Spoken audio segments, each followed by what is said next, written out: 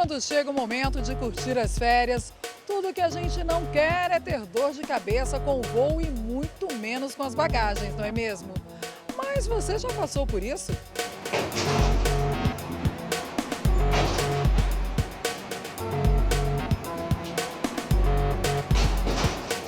Quem nunca assistiu aos vídeos que circulam na internet com imagens de funcionários de companhias aéreas jogando de qualquer jeito malas de passageiros nas esteiras ou em carrinhos de transporte?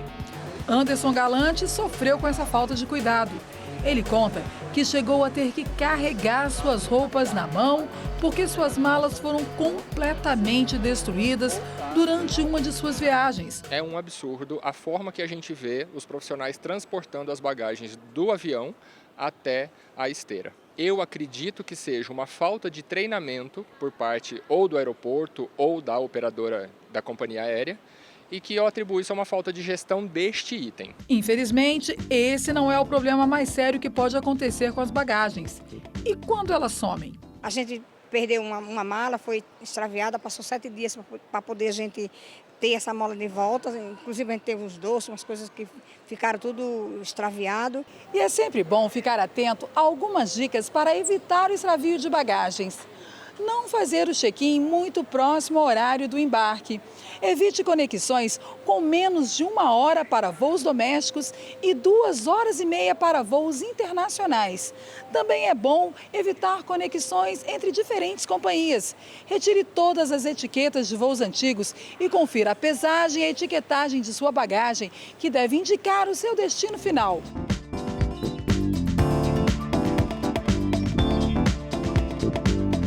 Quando a gente fala de overbooking, esse termo em inglês costuma gerar muito incômodo e prejuízo para os passageiros, que por falta de informação não exigem seus direitos. Mas a partir de agora, esse não vai ser o seu caso. Nós estamos aqui com o especialista em direito do consumidor, Dr. Otávio Madeira, que vai explicar para a gente o que deve ser feito quando o passageiro é vítima de overbooking. Dr. Otávio, primeiro vamos explicar o que é overbooking. Overbooking é, em essência, a venda de passagens em quantidade superior à capacidade da aeronave. A gente pode citar também o caso de check-in feito em atraso, né? E até alertar para que o consumidor faça sempre o check-in com antecedência, porque nos casos em que ele faz o check-in em cima da hora do voo, a companhia já pode ter colocado um outro passageiro no lugar dele, acreditando que ele não apareceria, um passageiro que estivesse ali na fila de espera, querendo adiantar um voo, e aí esse passageiro que comprou a passagem pode acabar passando por esse contratempo. E nesses casos, doutor Otávio, quais são os direitos do consumidor? Os direitos do consumidor, o direito básico dele é ser realocado em um outro voo o mais próximo possível. Tá? E ele tem outros direitos também que variam de acordo com o tempo de espera, né, de aguardo para o próximo voo. Se o tempo de aguardo até a realocação for até 2 horas, o consumidor tem o direito de ter acesso à internet e telefone. Se o tempo de aguardo for de 2 a 4 horas, além da internet e telefone, a companhia aérea tem que fornecer alimentação ou dinheiro para que o consumidor se alimente. E se o tempo for superior a 4 horas, aí o consumidor já tem direito a que a companhia custeie o traslado até um hotel próximo e o pernoite até que o consumidor seja, enfim, relocado no próximo voo.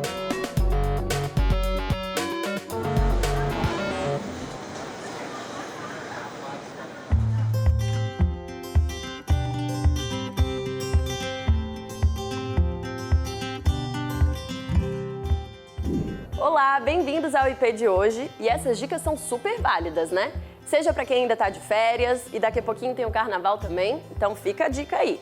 Bom, e antes da gente dar sequência, eu queria muito agradecer a sua companhia de onde quer que você esteja. Muito obrigada mesmo por acompanhar o IP. Vamos seguir então? No programa de hoje a gente ainda vai conhecer várias histórias e falar sobre vários assuntos. Roda aí, vamos ver quais são.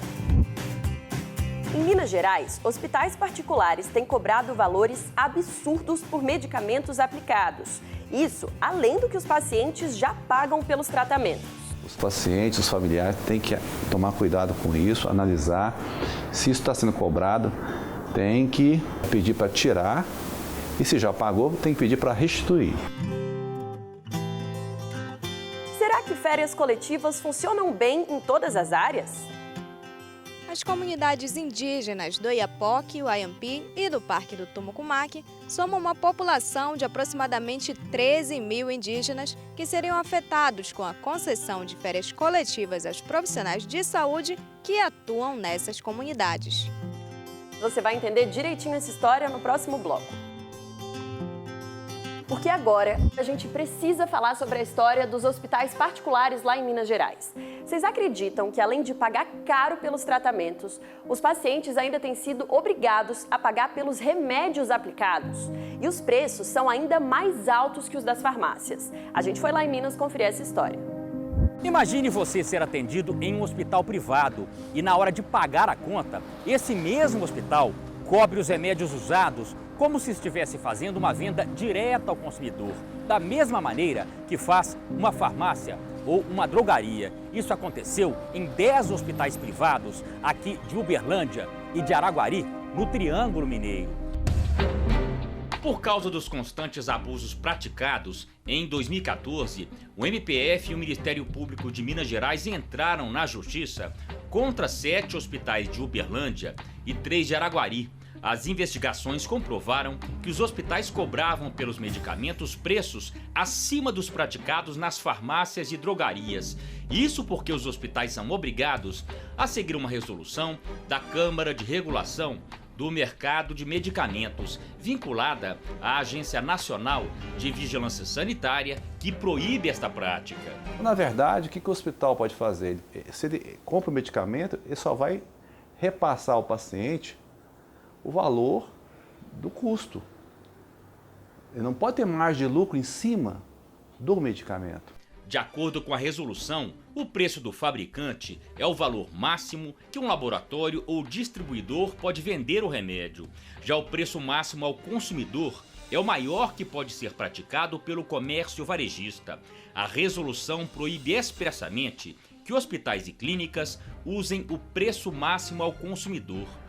A Justiça determinou que os hospitais não pratiquem mais os preços do comércio varejista de medicamentos e devolvam os valores cobrados a mais dos pacientes.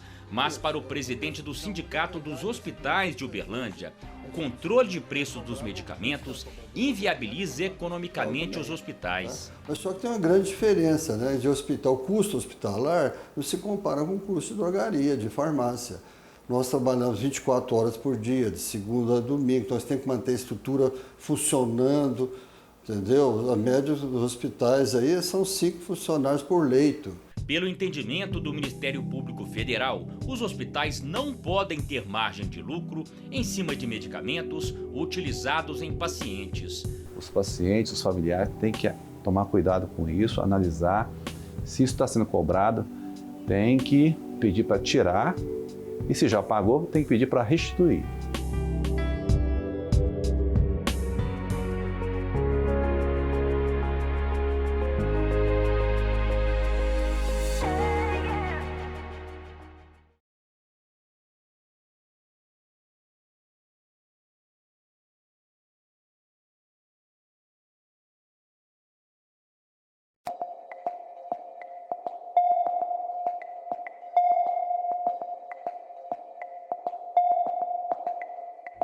E hoje ainda a gente vai iniciar uma série de reportagens sobre a água e o ar. O que você tem feito para preservar esses bens tão importantes para a nossa sobrevivência? A gente começa pelo Rio de Janeiro. Será que o lençol freático está bom para ser usado para matar a sede desse povo? Ou será que esse lençol freático está matando a vida desse povo? E agora a gente volta a falar sobre os nossos direitos em viagens de avião.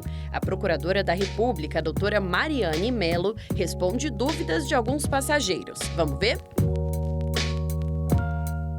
Além de malas danificadas e overbooking, problemas com atraso de voos e cancelamentos são muito frequentes. E tem também a mudança de portão em cima da hora do embarque.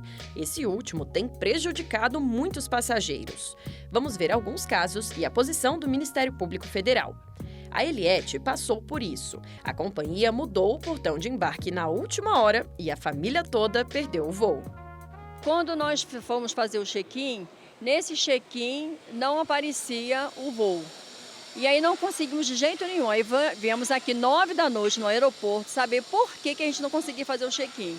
Aí fomos avisados que o nosso voo tinha sido cancelado. Nós chegamos para embarcar e eles disseram assim, olha, não está marcado ainda o portão. Fique atento que nós vamos falar qual vai ser o portão no painel. Quando a gente foi novamente olhar o painel, o voo tinha sido mudado para o 23, painel 23. Aí fomos correndo. Quando chegou lá, disse, não, o voo já foi, o avião está fechado e vocês não vão entrar, porque vocês perderam o voo. Oi, Eliette, tudo bem? Observa-se que no seu caso houve um conjunto de desacertos da companhia aérea, né, que não soube proceder adequadamente na orientação aos passageiros.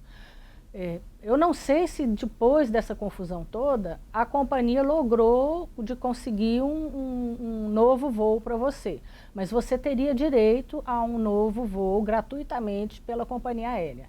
Espero que isso tenha ocorrido. De qualquer forma, se você tiver tido algum prejuízo de ordem material ou moral, se esse atraso, né, tiver prejudicado algum voo de conexão para um outro voo importante ou algum evento importante de trabalho ou familiar, você tem direito a ser ressarcido, inclusive do dano moral, que é esse prejuízo emocional que eventualmente tenha sido causado. Outra família passou pela mesma situação. Horas de espera no aeroporto e mudança de portão em cima da hora. Simplesmente a gente só conseguiu um voo para as 9 da noite e eles não nos ofereceram sala VIP para ficar com as crianças. Eu tenho um filho de 3 e uma filha de 6 anos, nem alimentação, nem outro tipo de benfeitoria para a gente, de acomodação. E ainda falaram assim que estavam fazendo o favor de não cobrar a diferença de remarcar o voo. Oi, Renata, tudo bem? No seu caso, houve uma sucessão de agravantes. Além de você estar com 2 menores de idade, que deveriam ter prioridade, né, na reacomodação em outro voo próximo, você foi obrigada a permanecer por mais 12 horas à espera de um novo voo. Qualquer atraso ou cancelamento de voo, ainda que por culpas meteorológicas, que as companhias adoram colocar a culpa, né, nas condições climáticas, é preciso que o consumidor saiba que a responsabilidade da companhia aérea é sempre objetiva, ela independe de culpa. Então, a obrigação da companhia, em qualquer atraso superior a 4 horas, é fornecer ao consumidor acomodação adequada. Você tinha direito, então, a transporte de ida e volta ao aeroporto, a um hotel próximo ao aeroporto e também hospedagem gratuita para você e para suas crianças, com todo pago pela companhia aérea. E também, evidentemente, a alimentação durante todo esse período. Se isso não tiver acontecido, você pode se dirigir ao Juizado Especial Civil do aeroporto ou da sua cidade, que gratuitamente será atendido e ressarcida de todos esses prejuízos, tanto de ordem material quanto também de ordem moral. E para os passageiros que perdem compromissos de trabalho, a procuradora explica que a indenização pode chegar a R$5.000, como foi o caso da Adriana. Quando perdi o evento em virtude da demora do voo, estive no balcão da operadora e eles disseram que a priori não tinham nada para fazer. Eu peguei um outro voo, inclusive demorou mais ou menos 24 horas o atraso. Resolvi meus problemas, peguei todas as minhas declarações, fui novamente e tenho entrado no processo já com um advogado. Você pulou alguns pontos, alguns passos muito importantes que poderiam ter apressado a garantia do seu direito. Então, na verdade, quando ocorre um problema, o primeiro passo que o passageiro deve fazer é dirigir-se ao balcão da companhia aérea e tentar amigavelmente resolver o problema. O segundo passo seria dirigir-se ao juizado do aeroporto, fazer uma reclamação que eles chamariam um representante da companhia e tentariam resolver amigavelmente. Normalmente, nesses casos, o consumidor tem ganhado cerca de R$5.000 de danos materiais, além dos danos morais, quando provado, né, que o atraso ou cancelamento trouxe algum prejuízo muito importante, a perda de um casamento, né, de uma formatura, um aniversário.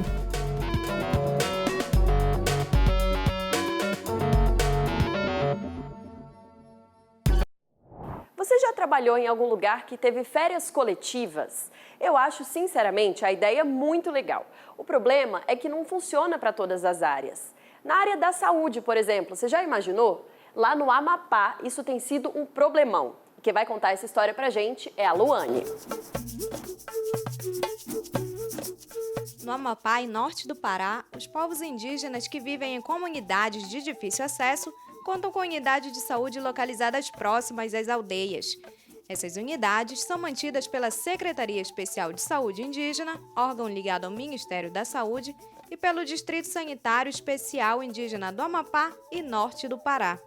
Segundo o coordenador do Distrito Sanitário, os serviços prestados pelos profissionais de saúde que atuam nessas áreas vão além das questões envolvendo a promoção de saúde indígena. O serviço que é oferecido pelo Distrito Sanitário Especial Indígena do Amapá e Norte do Pará para as comunidades indígenas da terra indígena do Açá, Galibi, Juminã, terra indígena Wayampi, Parque do Mucumac e Paru-Deste é importantíssimo porque nós promovemos a atenção primária de saúde nessas comunidades de tão difícil acesso. Então, além disso tudo, nós também respeitamos as questões culturais, tradicionais das comunidades indígenas. Em dezembro de 2019, a Secretaria Especial de Saúde Indígena, SESAI, determinou a concessão de férias coletivas aos profissionais de saúde que atuam nas comunidades do Oiapoque, Wayampi e Parque do Tumucumaque.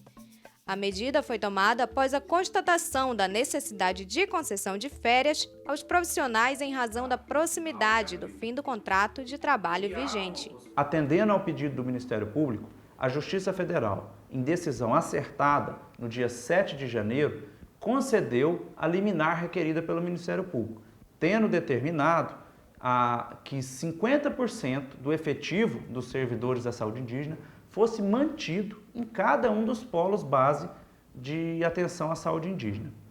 Também determinou a reagendamento ou suspensão dessas férias coletivas para garantir o cumprimento desse percentual mínimo.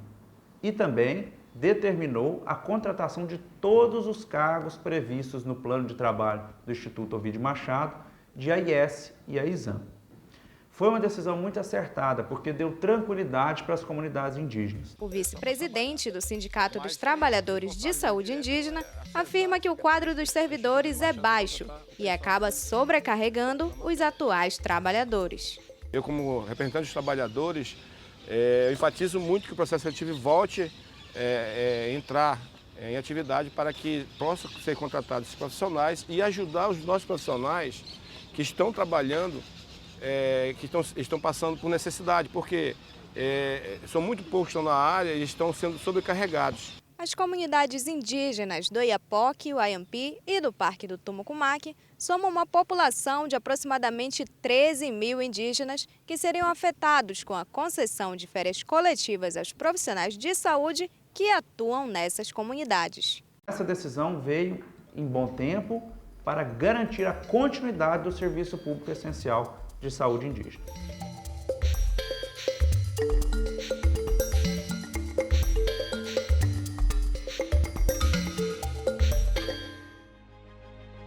MPF pede a paralisação parcial de atividades da refinaria Duque de Caxias, no Rio de Janeiro.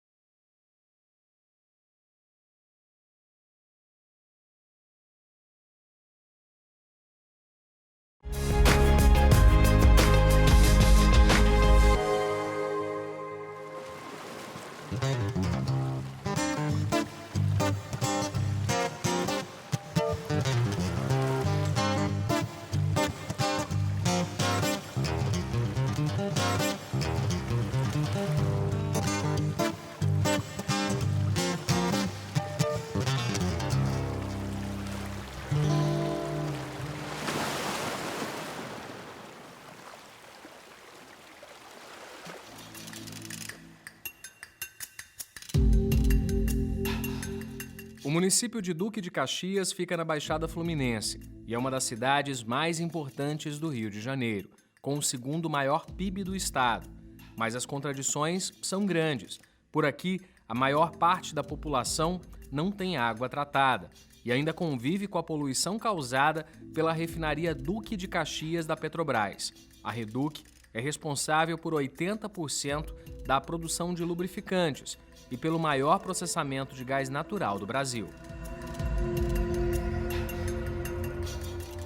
E é no bairro de Campos Elíseos, pertinho da refinaria, que fica a ONG Sociedade em Comunhão Cristã. Já passaram por aqui mais de 400 mulheres em busca de uma profissão. Elas aprendem corte e costura e ganham independência financeira. Mas além das histórias de superação, também conhecemos relatos de como a poluição tem afetado a vida dos moradores. A dona Maria de Fátima mora ainda mais perto da empresa. Ela fica preocupada com a saúde da família, principalmente com a neta. Então ela vira e mexe no hospital. Quando solta aquela fumaça preta, ela é hospital na certa. Aí o bombeiro de respiração fica 3, 4 dias no hospital. A Maura conhece de perto os sintomas causados pelo excesso de poluição. A gente mora aqui perto da Petrobras, né? E essa fumaça sobe 24 horas lá para cima. Então, ainda mais quando fica muitos dias sem chover, nossa, o clima fica muito seco. Não é só eu conheço várias pessoas que ficam com muita falta de ar. Dificuldade para falar, dificuldade para andar. E sem água tratada, a solução encontrada pelos moradores é comprar água mineral ou recorrer aos poços artesianos. E é aí que a preocupação aumenta. E esse lençol freático? A pergunta é, há mais de 60 anos que existe uma Reduc implantada aqui. Há mais de 60 anos contribuindo para a degradação do meio ambiente. Será que o lençol freático está bom para ser usado para matar a sede desse povo? Ou será que esse lençol freático está matando a vida desse povo? A ONG até fez uma pesquisa de forma particular. Mandou analisar a água de 5 poços artesianos da região. O INEA constatou, mais de 10 áreas contaminadas aqui na região que podem atingir o lençol freático, seja com benzeno, tolueno, metais pesados, etc. O relatório que a Reduc fez, de acordo com o TAC que ela teria que cumprir, esse relatório mostrava ao longo do tempo, até 2016, resolução de problemas no interior da refinaria e dizendo que não haveria maiores problemas porque os trabalhadores da Reduc não utilizam aquela água de poço na Reduc. Mas e a vizinhança? O lençol freático não é limitado aos muros da refinaria. De acordo com o Ministério Público Federal, o TAC se encerrou em 2017, sem o cumprimento de medidas que seriam fundamentais para uma proteção efetiva do meio ambiente. Diante da situação, o MPF propôs uma ação civil pública contra a Petrobras, o Instituto Estadual do Meio Ambiente e o Estado do Rio de Janeiro, para garantir o cumprimento de obrigações socioambientais por parte da refinaria. O Ministério Público pediu, em sede de liminar, a necessidade de paralisar a refinaria, ainda que parcialmente, para que ela se ajuste aos limites estabelecidos pelo INEA, os limites relacionados a despejo de substâncias na água, nos rios e também a emissão de gases na atmosfera. Independentemente da questão da paralisação, há um pedido principal de reparação dos danos que foram causados e necessidade de reorganização e de funcionamento adequado da empresa na região.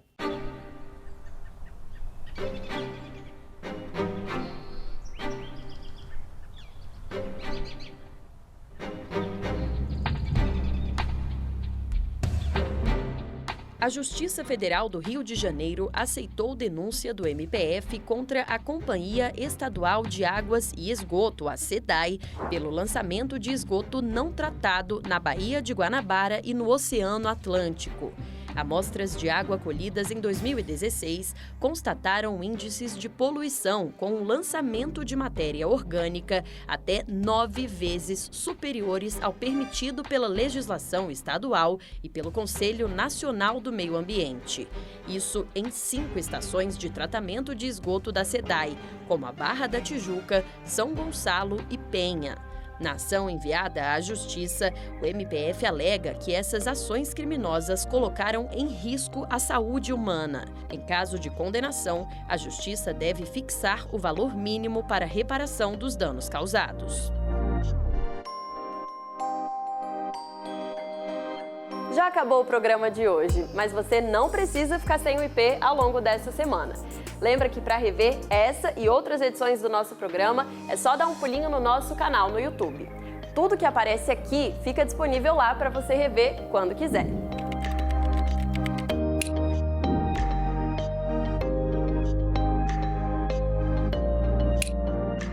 Um beijo, gente. Até semana que vem.